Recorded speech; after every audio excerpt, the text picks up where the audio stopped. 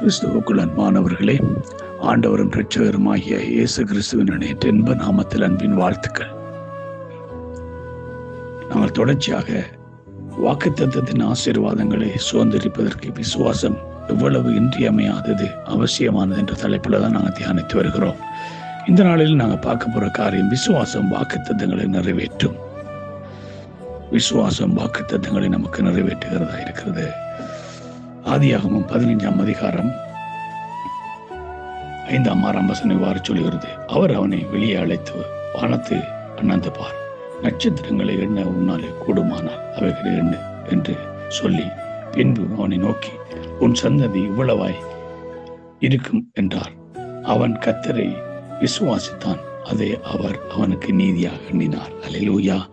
பிரியமானவர்களே, ஆண்டவர் சொன்னார், பிள்ளை இல்லாத மலடன் இருந்த ஆபிரகாமை பார்த்து ஆண்டவர் சொல்லுகிறார், உன் சந்ததி இவ்வளவாய் பெருகும், வானத்து நட்சத்திரங்களைப் போல அவனுடைய சந்ததி பெருகும் என்று அவனுக்கு வாக்கு கொடுத்த வேளையில் வேதம் சொல்லுகிறது. அவன் அதை விசுவாசித்தான், அது அவனுக்கு நீதியாக எண்ணப்பட்டது. அல்லேலூயா. அவனுடைய விசுவாசம் அவனுக்கு நீதியாக எண்ணப்பட்டதுனால அவனுடைய வாக்குத்தத்தத்தின் பிரகாரம் கர்த்தர் அவனுக்கு அந்த ஆசீர்வாதத்தை அவனுக்கு கொடுத்தார் என்று சொல்லி நாங்கள் பார்க்கிறோம்.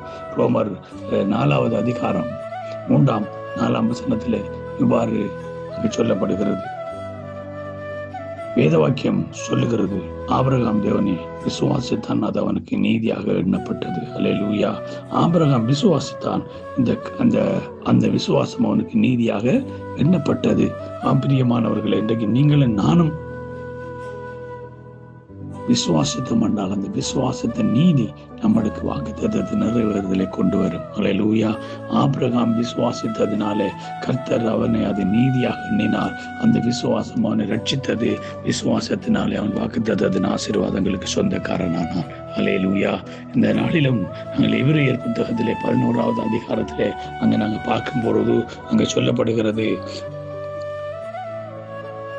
11ஆவது 10ஆவது வசனத்தை பார்க்கிறோம். ஏனெனில் தேவன் தாமே கட்டி உண்டாக்கின அஸ்திவாரங்கள் உள்ள நகரத்துக்கு அவன் காத்திருந்தான். விசுவாசத்தினாலே சாராளம் வாக்குத்தத்தம் பண்ணின ஒரு உண்மை உள்ளவர் என்று எண்ணி கற்பந்தரிக்க பெலனடைந்து வயது சென்றவளாக இருந்தும் பிள்ளை பெற்றாள். அல்லேலூயா. அங்கே பார்க்கிறோம், கற்பம் செத்து போயிருந்தா சாராளுடைய வாழ்க்கையில கர்த்தர் செய்வார் என்ற ஒரு நம்பிக்கையோடு இருந்தபடினாலே கர்த்தர் அந்த விசுவாசத்தின் நிமித்தம் அந்த வாக்குத்தத்தத்தை நிறைவேறுதலை அவர்களுக்கு உண்டாக்கினார். அல்லேலூயா. ஆபிரகாம் சந்ததி வானத்து நட்சத்திரங்களை போல, கடற்கரை மணலத்தனை போல கர்த்தர் பெருக பண்ணினார். அல்லேலூயா. கிறிஸ்துவுக்குள் அன்பானவர்களே, இன்றைக்கு நீங்களும் நானும் ஆண்டோடைய வாக்குத்தத்தத்தின் ஆசீர்வாதங்களுக்காக விசுவாசத்தோடு காத்திருப்போம், ஜெயம் பெறுவோம். கர்த்தர் தாங்கள் ஒவ்வொரு ஆசீர்வாதத்தை நடத்துவாராக. God bless you all.